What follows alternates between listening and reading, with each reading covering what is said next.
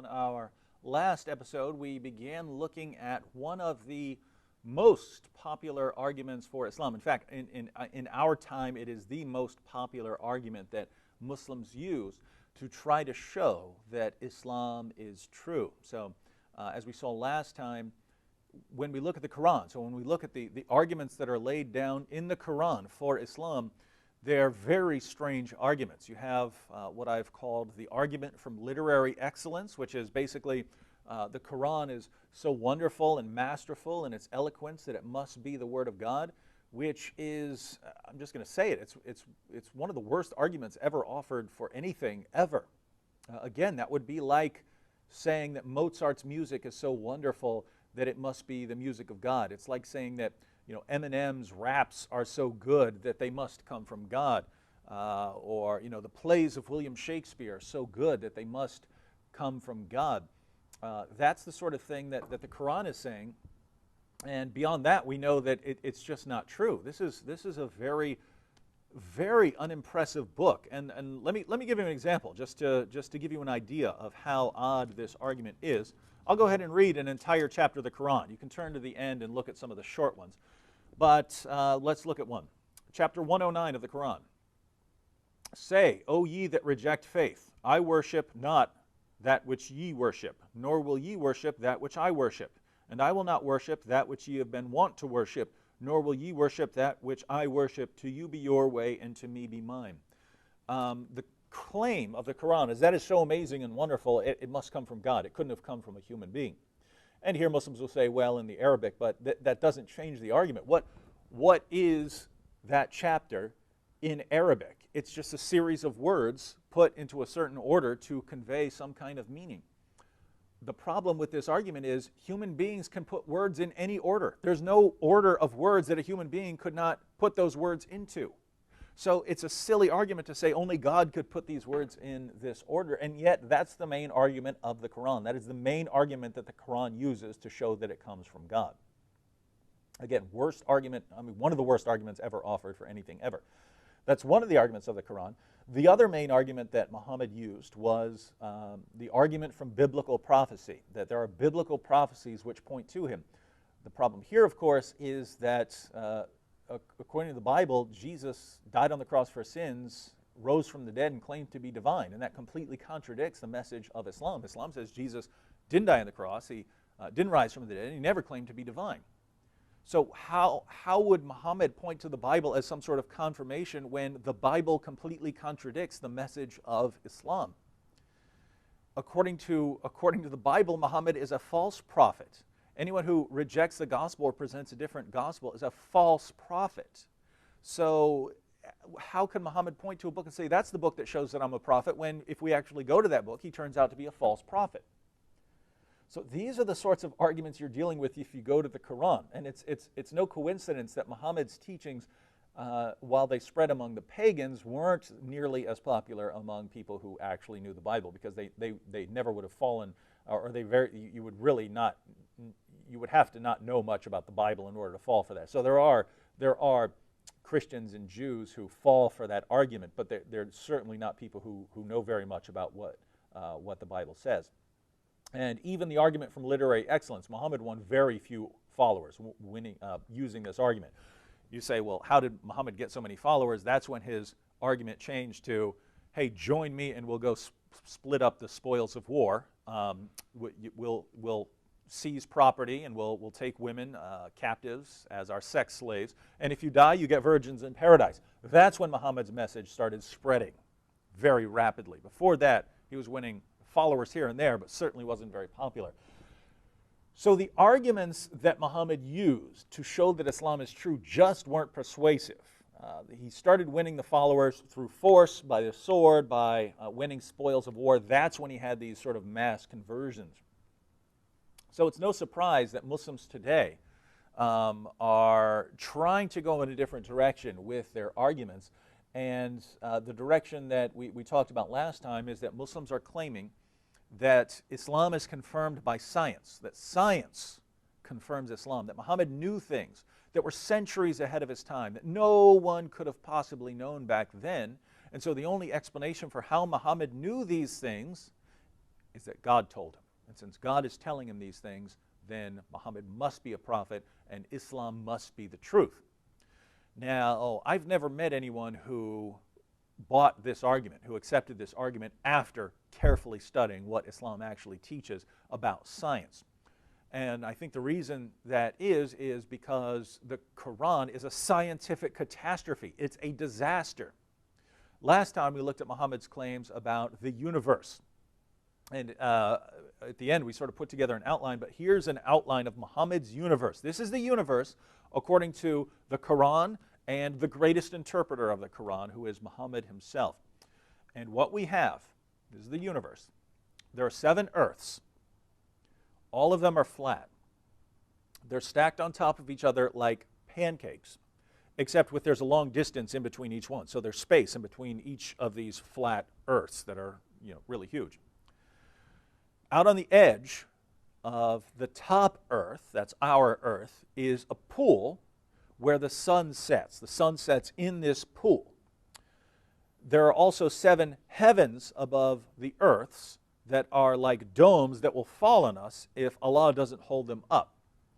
In the lowest heaven, so the lowest dome, this is where the stars are, but stars are missiles that God uses to hurl at demons when they try to sneak into heaven to listen to something. And all of this is sandwiched in between a giant fish and 8 giant goats, each goat which is as tall as one of the heavens.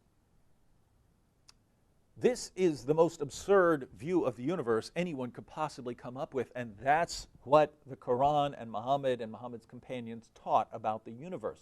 So if science somehow confirms Islam, where is the confirmation? Where does Muhammad make a statement that he couldn't have known? Anytime he speaks of something that ordinary people wouldn't have known, he gets it wrong. He gets it wrong every single time. So how does this confirm it?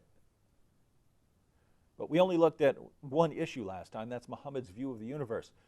Right now we're going to take things in a different direction and look at Muhammad's view of human reproduction, because we have statements in the Quran, we have statements in the Hadith.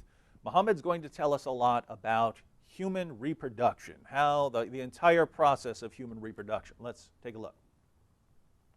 Chapter 86, verses 5 through 7 of the Quran. We read, "Now let man but think from what he is created.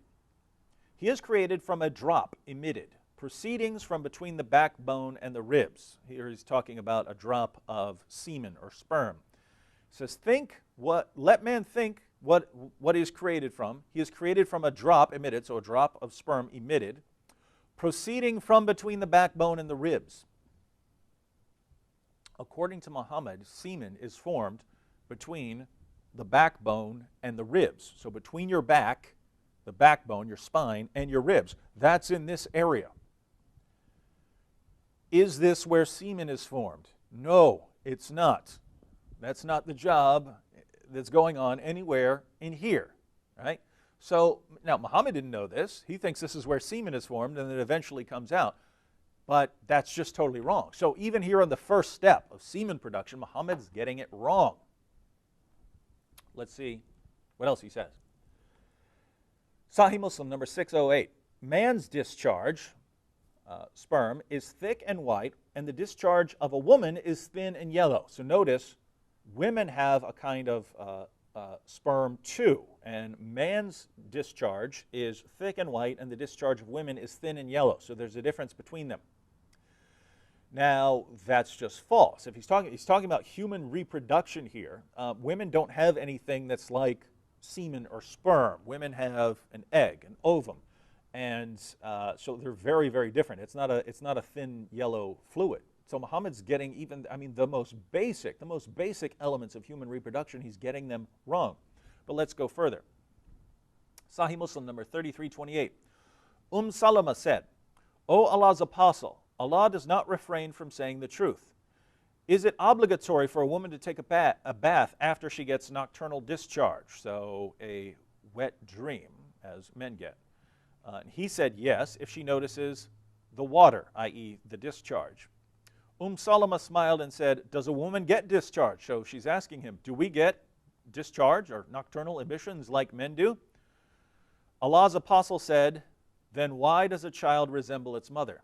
Notice she asks, do we have something like you men have, that is semen? And he says, of course, because sometimes the child resembles its mother. So you must have a discharge that's similar to the semen in a man, because sometimes a child resembles its mother rather than its father. So we know why a child resembles its father. It's got something to do with what the man is doing. So obviously women are the same, and they're not. They're not. Because Muhammad is relating all of this to some sort of nocturnal emissions that's, again, like what most people would call a wet dream. Men have that, women don't, right? Because women don't have that sort of thing. They have an egg, an ovum. So Muhammad, once again, is getting everything wrong. Sahih Muslim, number 3329. Allah's apostle said, Gabriel has just now told me of the answers. So someone asked Muhammad 3 questions. And he said that, only a prophet could know the answer to these questions. And one of them was about why a child resembles the father's family sometimes, and why the child resembles the mother's family sometimes. And Muhammad he claims that he got the answer from the angel Gabriel. He says, as for the resemblance of a child to its parents, if a man has sexual intercourse with his wife and gets discharged first, the child will resemble the father. And if the woman gets discharged first, the child will resemble her. On that, Abdullah bin Salam said, I testify that you are the apostle of Allah. Now think about this. One, Muhammad believes that there is, men get a discharge, so men have an orgasm and then there is a discharge. And he believes that women are the same. They have an orgasm and then they release their fluid, which is similar to semen, except the semen of a man is thick and white and the semen of a woman is thin and yellow. And whoever has the discharge first, that's who the child will resemble. If you've taken any sort of biology class, you know how absurd that is. The woman's egg is not like that. She's not having sex and then the egg is released. The egg has already been released, right? The egg has been traveling a long time inside the woman, and when the man is releasing his discharge, the egg has already been traveling. So this is completely wrong, saying, oh, whichever parent has discharge first, that's who the child's going to resemble. This is nonsense. It's completely wrong. And notice, he's saying he got this from the angel Gabriel to prove that he is a prophet. And this man, who obviously knows nothing about human reproduction, says, I testify that you're a prophet. You couldn't have known this.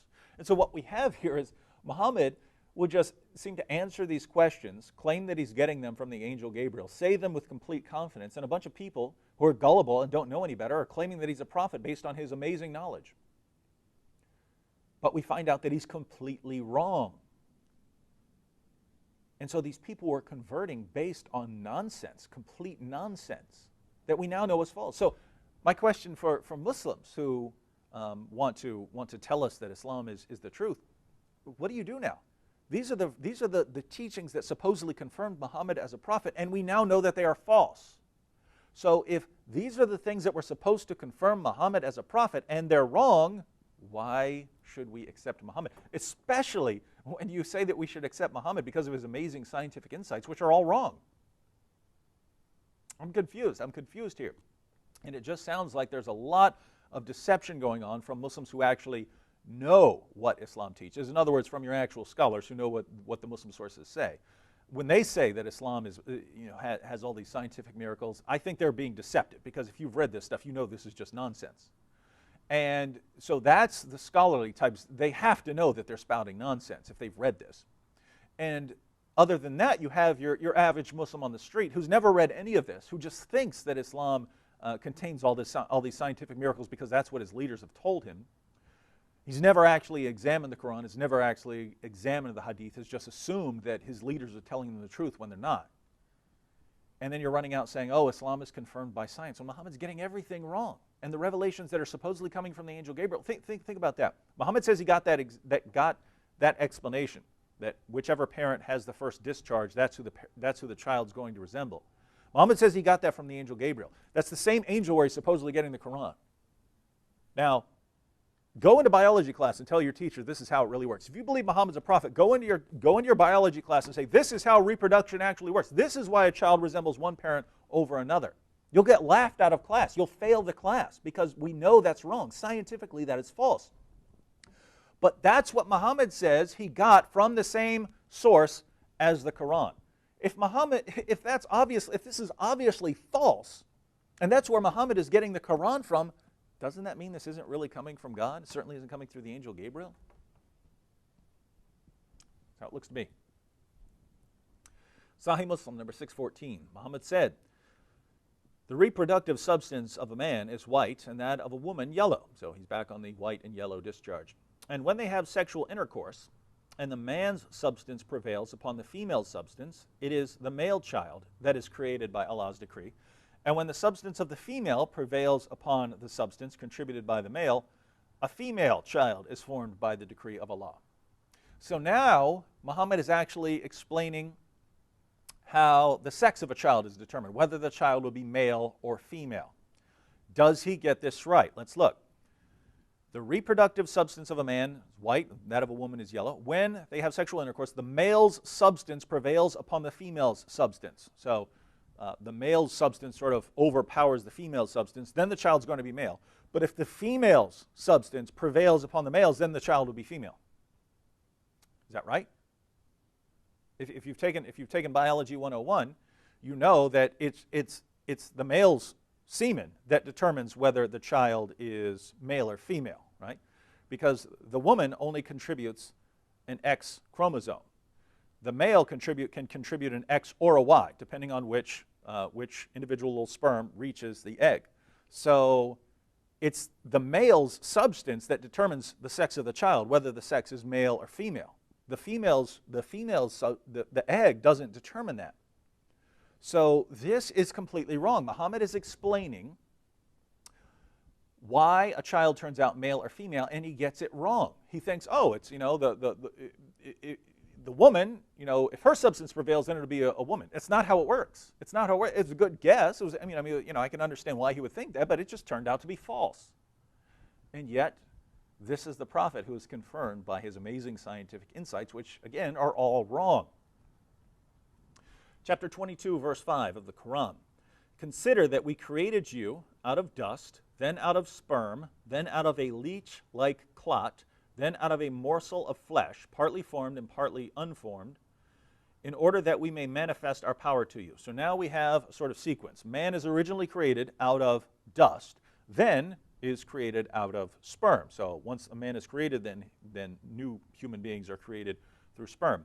So we created you out of dust, then he gives us the sequence of embryonic development, the development after the sperm. It says, then out of sperm, then out of a leech-like clot. There's no clot involved here. There's no clot in the stages of embryological development. Then out of a morsel of flesh, partly formed and partly unformed, in order that we may manifest our power to you. Let's look at a couple more passages because he's going to explain what all of this means. Chapter 40, verse 67. It is he who has created you from dust, then from a sperm drop, then from a leech-like clot. Then does he get you out into the light as a child. So we have the sequence. A couple more. Chapter 23, verses 12 to 14. Man did we create from a quintessence of clay, so that's the original man. Then we placed him as a drop of sperm in a place of rest, firmly fixed. Then we made the sperm into a clot of congealed blood. So the sperm turns into a clot of blood. Is that true?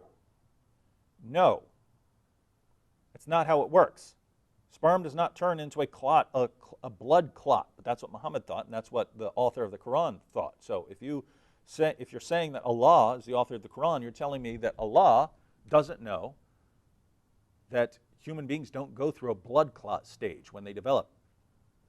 So we made the sperm into a clot of congealed blood. Then of that clot we made a fetus lump. Then we made out of that lump bones and clothed the bones with flesh. Then we developed out of it another creature. So blessed be Allah, the best to create. So you have the development there. Notice you have the sperm becomes congealed blood, then it becomes a lump, then out of that lump bones, and then the bones are clothed with flesh. That's false. That's false. Bones and flesh are forming at the same time. So this sequence here is just wrong. Sahih Muslim 6397, Muhammad said, Allah, the exalted and glorious, has appointed an angel as the caretaker of the womb. And he would say, my Lord, it is now a drop of semen. My Lord, it is now a clot of blood. My Lord, it has now become a lump of flesh. And when Allah decides to give it a final shape, the angel says, my Lord, would it be male or female, or would he be an evil or a good person? Notice here, Allah only decides male or female, which sounds to me like he contradicts what he says earlier about the substance of the man or the substance of the woman prevailing and deciding the sex. But if we want to harmonize those, we say that the substance of a man or a woman eventually, when Allah decrees, after everything else, eventually prevails, and that's when the sex of the child is determined. But notice what he says here. It's now a drop of semen, then it's a clot of blood. Again, that's false, but that's what the Quran says. Now it has become a lump of flesh, and when Allah decides to give it a final shape, the angel says, my Lord, would it be male or female? So the sex of the child is determined after everything else. There's the semen stage, then the blood clot stage. Now it's a lump of flesh. And it's only then, after all of that occurs, that's when it's decided whether it's a male or a female. Is that correct? No. As soon as the sperm enters the egg, it's decided whether it's a male or female. That's at the very beginning of the process. So again, Muhammad is getting everything wrong. Sahih al-Bukhari, 3208.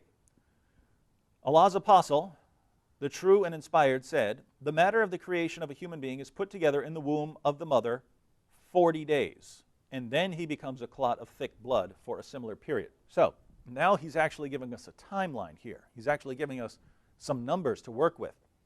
So there's 40 days put together in the womb for 40 days, then becomes a blood clot. So remember, it's the sperm stage, then it becomes a blood clot.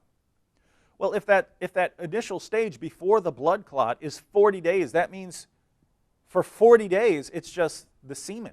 It's just the semen sitting inside the woman mixed together with the male semen and the female semen sitting together. And only after that it becomes a blood clot. Is that right? Is there a 40-day semen stage? No, that's completely wrong. He's getting it wrong. He's getting everything wrong. And only after that there's the blood clot stage. So this is demonstrably false. Again, go in your biology class and say, hey, for 40 days there's the semen stage. That's wrong. It's wrong. You'll get laughed out of class. You will fail biology if you believe this. But so any of you Muslims out there, if you're going through biology or you're going through med school, what do? Your prophet got everything wrong. And this is what's supposed to confirm him as a prophet. So putting all of this together, right, just like we put together Muhammad's view of the universe, now we can put together Muhammad's view of reproduction. Muslims tell us it's Muhammad's amazing scientific insights in the Quran and the Hadith that show that Islam is true. Putting all of this together on Muhammad on human reproduction, we have semen forms between the backbone and the ribs. That's false. Then it joins with the female semen. That's false. And whichever one is discharged first determines which parent the child will resemble. That's false.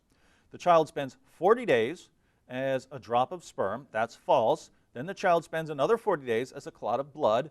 That's false. Then the child becomes a lump. That's false. Then the child becomes bones. That's false. Then the bones are wrapped with flesh. That's false. And after the final shape is determined, God finally decides whether the child will be male or female. That's false. The only thing Muhammad gets right here is that human reproduction has something to do with sex and it has something to do with semen. That's it. Everything else is wrong. He gets everything else wrong. So the only things that Muhammad gets right are the things that anyone could have told you. Everything else he gets wrong, and yet science somehow confirms Islam. So we've looked at Muhammad's view of human reproduction. We have a few minutes left, so let's look at one final topic in the area of science and Islam. We'll look at Muhammad on disease and personal hygiene. Muhammad's going to give us some insights on disease and personal hygiene. In the Quran, chapter 4, verse 3, says that Muslims can marry up to 4 women. in Surah 4, verse 24, and many other passages, we find that Muslims are allowed to take female captives and to have sex with them. So you have your 4 wives, and you have your captives that you captured when you went out in battle. You fought in a town. You took the women captive. Think about this. You can have female slaves, female captives, and your wives. I'm going to point this out. Monogamy is the best defense against the spread of sexually transmitted disease. The more people you're having sex with, the more you're going to spread disease. So you go and attack a town.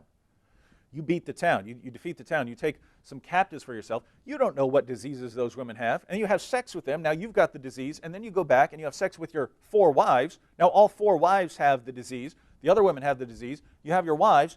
You're having your children, and they have children. Now the children have the disease. This is horrible. This is a horrible practice. And yet this is laid down in the Quran itself. But Muhammad also gave us plenty of teachings on personal hygiene and the spread of disease. Sunan Abu Dawud, number 67. I heard that the people asked the Prophet of Allah, water is brought for you from the well of Buddha. It is a well in which dead dogs, menstrual cloths, and excrement of people are thrown. The Messenger of Allah replied, verily, water is pure and is not defiled by anything. These people want to wash up with some water from a particular well, but it's not a well with clean water in it. It's a well that's used as a garbage dump. And so they say it is a well in which dead dogs, menstrual cloths, and excrement of humans is thrown. Muhammad, should we be using this water and rubbing it all over ourselves? Muhammad says, water is pure and is not defiled by anything. Is that true? Do you believe that? Use some water with dead animals and human waste thrown in it and use that and rub it all over your body? You think that's good? That's what your prophet says, if you're a Muslim. Do you believe him? I'd like to see you go and carry this out. Actually, I don't want to see you do this because you could die from following your prophet here. Sunan ibn Majah, number 520. It was narrated that Jabir ibn Abdullah said, we came to a pond in which there was a carcass of a donkey, so we refrained from using the water. No, notice, that's smart. You got a little pool of water here. You got a dead donkey floating in it. Don't drink that. Don't drink it. So we refrained from using the water until the Messenger of Allah came to us and said, water is not made impure by anything. Then we drank from it and gave it to our animals to drink, and we carried some with us. So we weren't going to drink that dead donkey water, but Muhammad came along and he said, it's fine, drink all the dead donkey water you want. What's amazing is Muslims don't believe this. Muslims can only survive because they don't follow this, and yet they're not following things that their prophet said because they know they're wrong. They know these things are wrong. Sahih al-Bukhari, number 5782. Allah's messenger said, if a fly falls into the vessel of any one of you, let him dip all of it into the vessel and then throw it, the fly, away.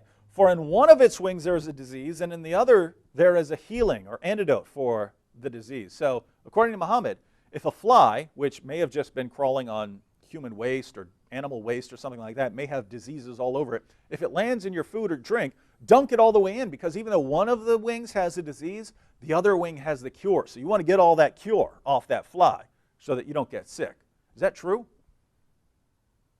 No, that is ridiculous to say that, oh, this wing has the disease, this wing has the cure for the disease. Musnad Ahmed. Muawiyah said, I saw the Prophet sucking on the tongue of the lips of Al-Hasan, son of Ali, may the prayers of Allah be upon him, for no tongue or lips that the Prophet sucked on will be tormented by hellfire. So Muhammad is sucking on the tongues of his young relatives. But think about this, putting all of this together. You wash up in a well with a dead dog and human waste and menstrual cloths put in it. Then you drink some water from a pool with a dead animal floating in it. So you drink that and you're dipping the fly. You're going to die from this. You're going to die from this stuff. Muslims don't follow it. And so this is just amazing. This is an amazing situation. Everything Muhammad says about the universe that he could possibly get wrong, he gets wrong. Everything that he could get wrong about human reproduction, he gets wrong. Everything he could say about disease and that sort of thing, he gets wrong. He gets everything wrong. And yet it's science that confirms Islam.